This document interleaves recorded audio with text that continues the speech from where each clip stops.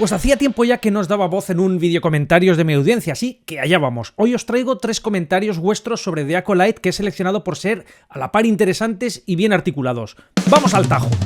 Videocomentarios de mi audiencia.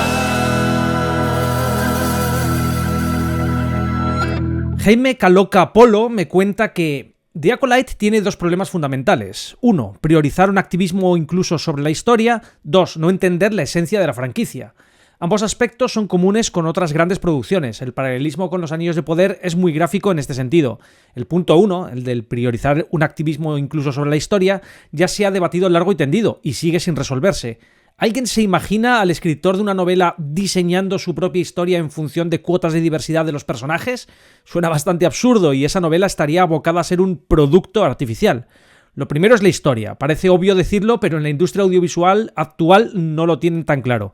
Está claro que hay bestsellers, novelas, y blockbusters, películas, pero si ya sacrificamos de entrada la ambición artística, nos va a quedar una obra sin alma, en este caso una serie precongelada de supermercado. Y lo triste es que Disney y Amazon tienen dinero a expuertas para salir a jugar el partido y hacer algo digno con el material de Tolkien y George Lucas, pero no quieren. Están a otra cosa, hacer activismo ideológico.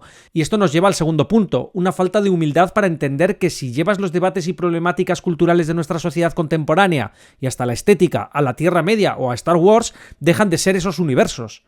Star Wars empieza con el prólogo hace mucho tiempo en una galaxia muy lejana.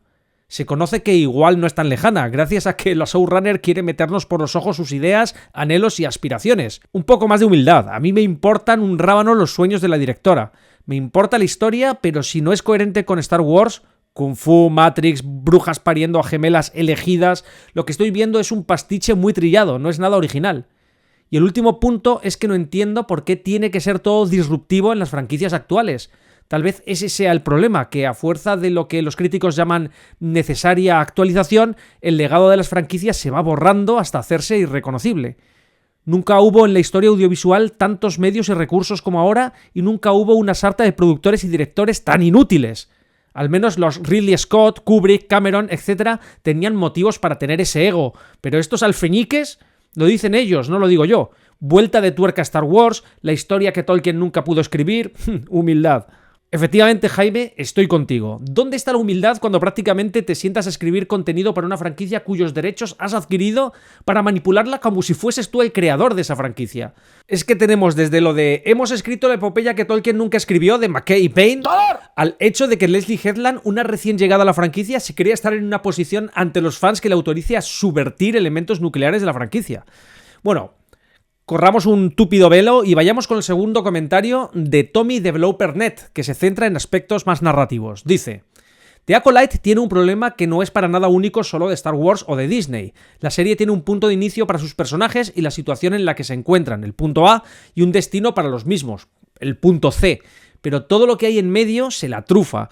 Y es entonces cuando se empiezan a dar situaciones incoherentes, personajes mal dibujados, situaciones mal resueltas, soluciones a problemas que solo se sustentan por el poder del guión, etc. Todo ello, eso sí, envuelto en un caro y vistoso envoltorio. Todo lo que hay por en medio, el punto B, es la nada más absoluta, patadas hacia adelante de guión por la simple necesidad de hacer la trama avanzar para llegar a ese punto C.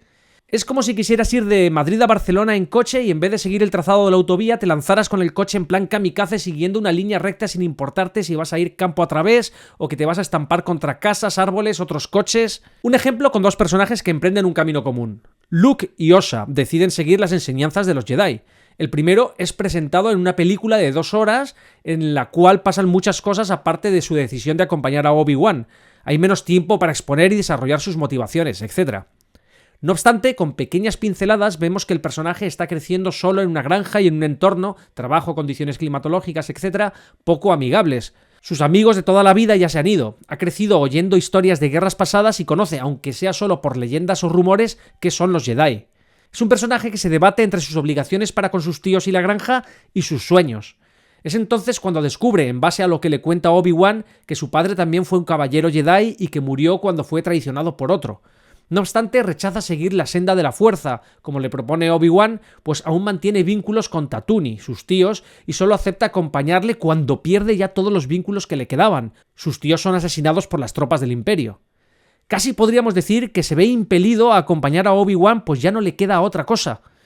Él mismo le reconoce a Obi-Wan que en Tatooine ya no le queda nada.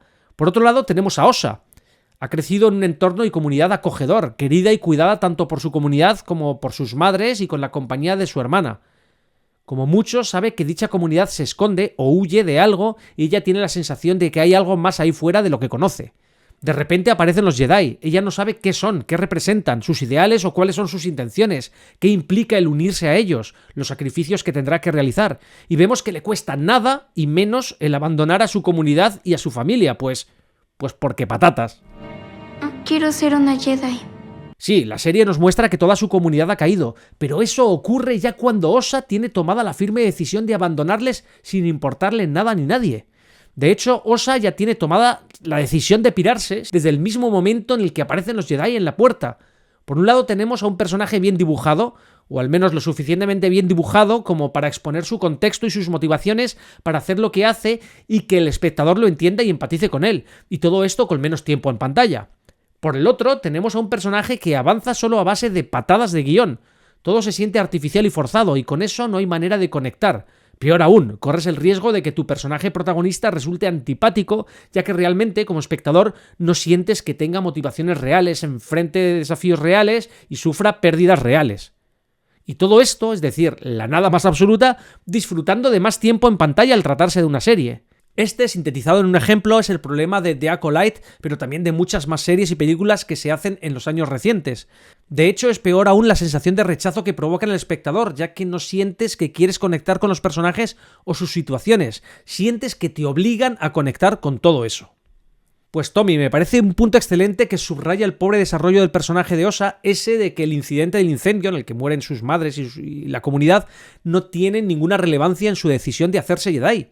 Su motivación para serlo está efectivamente muy mal explicada en la serie, o mejor dicho, no está explicada en absoluto. Solo podemos deducir que, dado que aparentemente se nos pretende contar que las dos gemelas tienen tendencias opuestas con respecto a la fuerza, la gemela buena con la fuerza buena, la gemela mala con la fuerza mala, pues dan por sentado que esto basta para que una decida ser Jedi y acabe un tiempo en la Academia de los Jedi y la otra acabe con un Sith. Es demasiado simplón y uno se pregunta por qué no usaron en Osa el impacto del drama de perder a los suyos como motivación para que se fuese con los Jedi, lo cual es narrativamente más lógico y poderoso. Pero esto está tan regulinchi escrito que ni siquiera sabemos por qué 10 años después deja de estudiar para Jedi. Bueno, genial la comparación con Luke Skywalker. Y por último os traigo un comentario de Mystical Soul que desde El Salvador me dice: he de confesar que he intentado desde hace 2 semanas darle oportunidad a The Acolyte sin juicios de valor apresurados, pero objetivamente no logré pasar del primer episodio, pues representa, como bien lo agregas, a todo lo que tiende a estar mal en la industria actual. Pasa también que como producto audiovisual nunca logra decidirse si va a interpelarme a mí como un espectador de 40 años o si pretende hablarle a los jóvenes de 20 de los que creo que prefieren estar en TikTok viendo vídeos de menos de un minuto. Dicho lo dicho, diré que me recordó mucho a Star Wars Rebels, en la que la animación y la forma de contar sus historias era claramente para chiquillos, aunque tuviera un trasfondo que pretendía darle protagonismo a sus personajes, hecho que hacía que para muchos que veníamos de ver Clone Wars pareciese haber sido un producto menos maduro y por lo consiguiente sin riesgos. A mi opinión, me sumo a lo que nos has contado de que has estado visionando Andor, de la cual espero algún día ver tus comentarios finales, junto a esta serie, y como bien mencionas, los niveles de escritura y de estructura de los guiones son infinitamente superiores. Acá quiero entrar en el lado oscuro de la especulación y pensar el por qué Andor recibió menos atención del público general y sobre todo de la maquinaria de Disney para promocionarla, como sí lo hizo en manera desmedida con Ahsoka y ahora con esta serie en curso. Y las respuestas parecían ir por el lado de que Andor, o al menos Tony Gilroy, se atreviese a retomar ese tema que tanto resquemor le da a muchos al día de hoy y que llevó a muchos dolores de cabeza a Lucas cuando terminó las precuelas. El papel importante de la política en todo el curso de la trama que hacía bajar el protagonismo a la lucha del bien y el mal planteado en la primera trilogía. Como lo mencionó, al día de hoy hay muchos sitios que piensan que Star Wars no debiese mezclarse con nada de la temática política o ideológica, no confundirnos con la guerra ideológica cultural en la que pretende embarrarnos y de la cual Acolyte es un digno representante en el debate, pues los puristas piensan que eso desvió la razón de ser de las luchas antagónicas de buenos contra malos o de opresores contra oprimidos. Por otro lado, existimos los subnormales, que nos encantó esos detalles de los manejos sobre la mesa, de la política pura y dura moviendo sus sucias manos para manipular, corromper y finalmente hacerse con todo el poder. Por eso para muchos la gracia de Palpatine no radica en su sabiduría y poder como Sith, sino más bien en su paciencia como ajedrecista de un juego tan grande como la galaxia misma, en la que él fue moviendo sus piezas sigilosamente hasta comerse las piezas de sus enemigos. Con esa idea retomo el por qué tiene mucho sentido que un programa como Andor no haya tenido ni merecido más de lo que tuvo, y supongo que desde mi análisis hemos de ver que no es un producto para el fanático acostumbrado a la ya mencionada lucha antagónica, sino más bien a personajes venidos a menos cuyas vidas son cambiadas durante un fuerte régimen y cuyas decisiones de tomar acción van más allá de su poder o categoría. Es tal vez la razón del por qué ahora están en YouTube debatiendo sobre si Acolyte es buena o no en miles de canales siguiendo la cultura del hype que nos dice que da igual si el producto es malo o no, lo que miden y realmente interesa es cuánto se está hablando de él y no cuánto se lo está criticando. En vez de haber generado vídeos de discusión de Andor, pues eso implicaba darle más visibilidad a un producto del cual a nadie le interesaba que se hablara de él, ya que eso implica no solo sentarnos a verla, sino también leer el subtexto detrás de la escritura. Bueno, pues ya que mencionas Andor, Mystical Soul, pues te cuento que probablemente haga una comparativa con The Acolyte, pero te avanzo ya una de las razones por las que veo que Andor está con diferencia mejor resuelta que The Acolyte. Los 12 capítulos de la serie de Tony Gilroy fueron escritos por solo 4 personas, siendo una de ellas el hermano de Tony, Dan Gilroy. Se nota la coherencia en el guión, en la dirección creativa, también se nota que hay alguien a los mandos sabiendo lo que se hace, cuidando del conjunto. Sin embargo, los 8 episodios de The Acolyte, aparte de tener de 10 a 20 minutos menos que los de Andor, necesitaron de 10 guionistas. Hay más guionistas que capítulos, y es un muy buen ejemplo de que más no es mejor. A pesar de tantísima gente escribiendo, o precisamente debido a eso, quizá, la narrativa se siente como un montón de ideas conectadas de cualquier manera. Da la impresión de que un guionista perfiló algunas situaciones o conflictos que debían darse, y otros los fueron conectando con otros criterios. Y luego nadie supervisando el conjunto para ver si tenía sentido. Eso explicaría la abundancia de puntos de conflicto sin desarrollo o sin consecuencias para la trama, como Osa desviándose para llegar antes donde Torvin y encontrárselo muerto para generar una sospecha de 15 segundos sobre ella, o secciones narrativamente circulares perfectamente estirpables, como su traslado en la nave prisión accidentada. Pero además, en Andor no sientes que su creador busque redefinir la franquicia manoseando el lore o perdiendo el culo por meter elementos reconocibles en cada secuencia, sino que antepone una buena historia insertada con respeto en su universo cinematográfico. Sin embargo, The Acolyte parece jugar peligrosamente con los elementos nucleares de la franquicia, subvirtiéndolos y poniendo al fandom al borde del disparador. Sé que los sitios de puntuación de series y películas no están exentos de sus cosillas, pero la tendencia es altamente significativa, es clara. The Acolyte ha ido cayendo desde el 50% de puntuación de audiencia en Rotten Tomatoes, que tenía el 5 de junio, al vergonzoso 14%, la puntuación más baja lograda jamás por una producción de este universo. Comparadla con Andor. Pero no es diferente en IMDb, donde sufre un 3,5 de 10, o en Google con un 1,5 sobre 5, o Film Affinity con un 3,9 sobre 10. Y por ahí sigo viendo que se insiste en achacar estos números al review bombing, como si hubiese legiones de trolls organizados para ir plataforma por plataforma poniendo puntos negativos. Pero en el fondo todos sabemos que esas puntuaciones son de usuarios individuales ejerciendo su opinión. Yo no necesito que un coordinador de trolls me ordene ir a Rotten Tomatoes a poner una mala crítica sobre algo que no me gusta. Y como yo, creo que es la inmensa mayoría de usuarios que han puntuado la serie. Es curioso que no haya un review praising, o como sea que se llamase lo opuesto a review bombing, que falsee la valoración del público de manera positiva. O puede que sí lo haya, y eso explique que The Acolyte ostente ese 14% en vez de un puto 0. Y bueno, también sabemos que ninguna producción se lleva un review bombing que no se merezca. Si alienas de forma tan aparentemente intencional al grueso de la audiencia de una franquicia, entonces no es justo asociar el review bombing a un falseamiento de la realidad. Es más, se trataría antes bien de una confirmación de la realidad, de una mano subrayando enérgicamente la frase «así no, melones».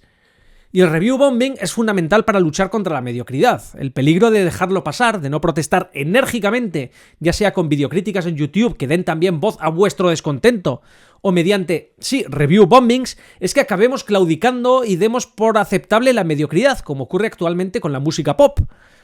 Ross de Smarty Pants lo explica soberbiamente con respecto a la música. Atención. Popular music La música popular suena toda igual, suena cada vez más igual día tras día. Un reciente artículo de la Medical University de Viena, Austria, mostró que al mismo tiempo que cientos de subgéneros musicales se vuelven más populares, más genéricos en su tipo se vuelven. Pero los nerds vieneses no son los únicos que hacen análisis de datos. También los ejecutivos de compañías discográficas que usan analíticas de datos para encontrar más de lo mismo. Los imitadores siguen la fórmula. Los algoritmos de streaming sugieren incluso más de lo mismo, rechazando la música que cae fuera de criterios aceptados, haciendo la música más popular, haciéndola, por tanto, más genérica, y el círculo continúa. Pues eso, esto explica la sensación que compartimos muchos de que los contenidos audiovisuales parecen cada vez más genéricos, menos originales y generalmente sin la sensación de que haya un autor creativo detrás. Cada vez más todo parece confeccionado por ejecutivos, comités, agendas y equipos de producción sin ninguna pasión. Todo parece cada vez más meramente un producto y ya. Y por eso yo apuesto por cosas como Andor. Te podrá gustar más, te podrá gustar menos, pero lo que sí que hay que reconocer es el esfuerzo que han hecho por desmarcarse, por hacer algo diferente, por desafiar esa tendencia a hacer siempre más de lo mismo. Y si no reventamos la mierda a base de review bombings y de exponerla por lo que es, caeremos en barrena dentro de ese uroboros de mediocridad en el que los contenidos que ofrecen las plataformas de streaming son cada vez más genéricos e iguales. De hecho, la obsesión generalizada con las políticas de inclusión y diversidad es una evidencia de que eso ya está ocurriendo. Y si bien en determinados géneros o ambientaciones narrativas pasa más desapercibido, ya mostramos cómo la fantasía empieza a acusar ese mezquino igualamiento, por ejemplo, a través de la representación de poblaciones de mundos ficticios cortadas todas por el mismo patrón, desterrando en todo un género narrativo el concepto de, por ejemplo, coherencia étnica. Pero también lo vemos en formatos de series cada vez más iguales, con duraciones similares de capítulos, temporadas de longitudes estandarizadas, etc. Pero una cosa buena podemos sacar de todo esto. Cuando la mierda se vuelve toda igual, son más fáciles de ver las joyas. Venga, déjame ese like si te ha gustado el vídeo, suscríbete si todavía no lo has hecho y activa notificaciones para no perderte más mandanga de la buena como esta. ¡Hasta pronto! ¡Chao!